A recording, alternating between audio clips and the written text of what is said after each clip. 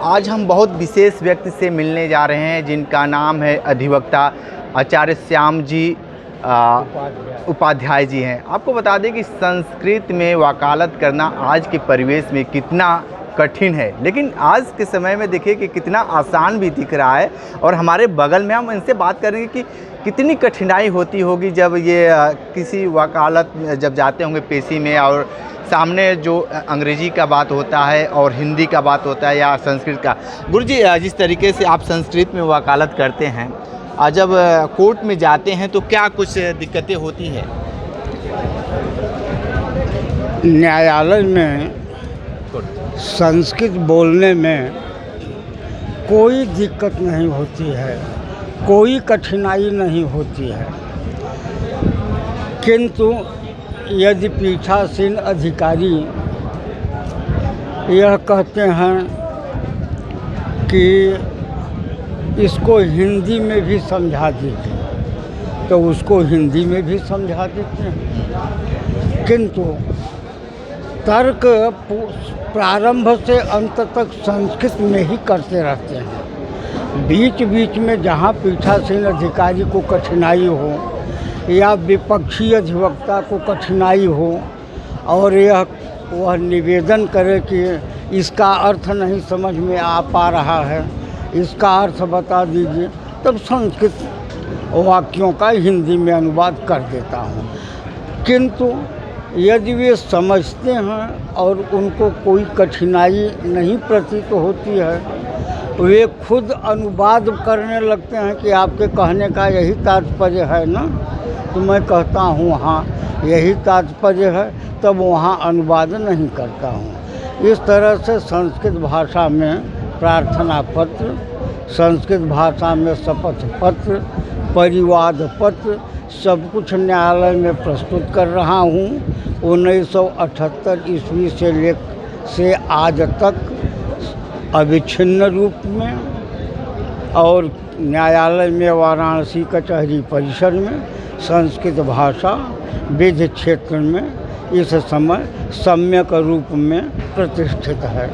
लगातार संस्कृत भाषा देखा जाए तो लुप्त होती जा रही है। अपने बनारस में संस्कृत विश्वविद्यालय है, वहाँ पे भी देखा जा रहा है कि धीरे धीरे हिंदी लोग ज़्यादा बोलना पसंद करते हैं, संस्कृत कम है।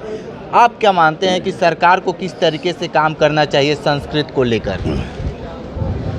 देखिए, संस्कृत अमर भाषा है, संस्कृत देव भाषा है, संस्कृत भारत की आदि भाषा है और प्रारंभ वेद काल से लेकर आज तक संस्कृत भाषा व्यवहार में है।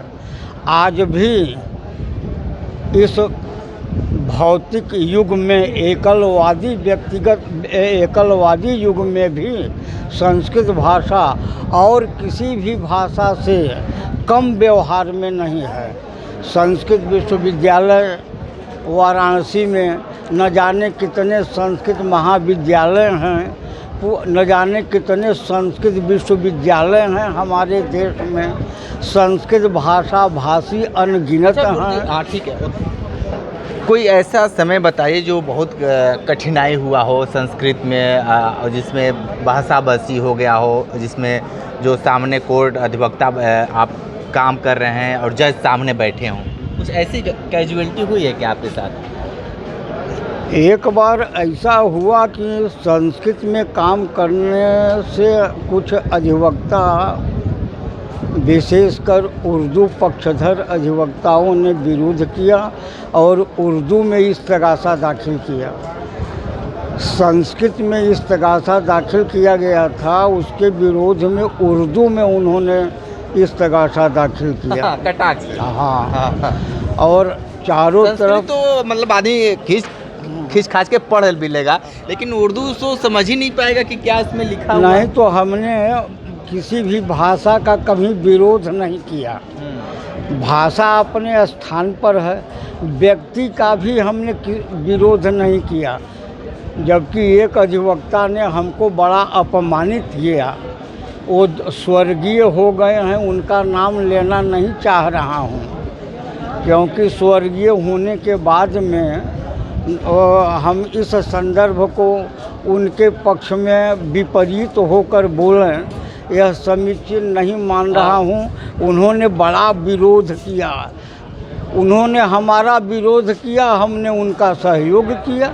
अच्छा, संस्कृत के माध्यम से उनका काशी विरोध बंद हो काशी गया। के लोगों को क्या कहेंगे? संस्कृत के माध्यम से काशी सहित देशवासियों को क्या कहेंगे संस्कृत से? देखिए, संस्कृत का श्री गणेश काशी से ही हुआ है।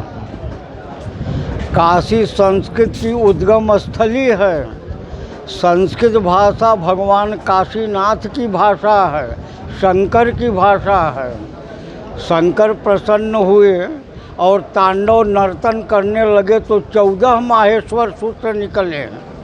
वेद की ऋचाएँ, ऋचा छांदसी भाषा है, वेद की भाषा ऋचा छांदसी भाषा है, जिसमें संस्कृत है। संस्कृत भी सन्निष्ठ है, किंतु परिष्कृत रूप। 14 माहेश्वर सूत्र को पकड़ने के बाद में भगवान पाणिनि ने जो पाणिनीय व्याकरण बनाया, तब से संस्कृत भाषा परिष्कृत है और सार्वभौमिक है। आपके जैसे इस कचहरी परिसर में और भी लोग हैं कि इकलौते आप ही हैं? देखिए, वाराणसी का कड़कड़ संस्कृत बोलता है। वाराणसी कचहरी में जितने अधिवक्ता हैं और जितने पीठासीन अधिकारी हैं, सब संस्कृत निष्ठ हैं और सब प्रत्यक्ष अप्रत्यक्ष जाने अनजाने संस्कृत जानते हैं। ऐसी स्थिति में संस्कृत भाषा मैं 1978 से काम कर रहा हूँ। अगर वाराणसी कचहरी संस्कृत से अनभिज्ञ होती तो हम 1978 से आज तक संस्कृत भाषा में कानून में काम न कर पाते हैं। सब लोगों का अपार समर्थन हमको मिला, सब लोगों ने अपार संस्कृत के प्रति समझदारी दिखाई, अपना अवबोधन दिखाया, अपना सहयोग दिखाया। इसलिए इस समय संस्कृत भाषा वाराणसी कचहरी में दौड़ रही है। दौड़ रही है। तो श्याम जी उपाध्याय जी बहुत सारी बातें बताए हैं, विशेष रिपोर्ट कर रहे थे, तो हमारे साथ बने रहिए। न्यूज़ बकेट के साथ हमें दीजिए इजाज़त। नमस्कार। पेश है न्यूज़ बकेट हिंदी मासिक पत्रिका। पढ़ें इस महीने की पूरी खबर विस्तार से हमारे न्यूज़ बकेट की मैगजीन में। हमारी ई मैगजीन को मुफ्त में पढ़ने के लिए अभी लॉगिन करें www.newsbucket.in पर। इसके अलावा रोज की ताज़ा खबरों के लिए हमारे YouTube चैनल को तुरंत सब्सक्राइब करें।